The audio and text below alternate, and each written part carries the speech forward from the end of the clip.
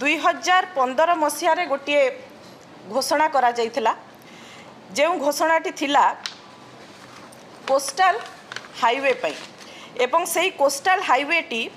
रामेश्वरम रु दीघा पर्यंत कनेक्ट हबो एवं लोक माने जेतेबेले डिक्लेरेशन टी सुनी थिले बहुत खुशी हो जाइथिले। ओबियसली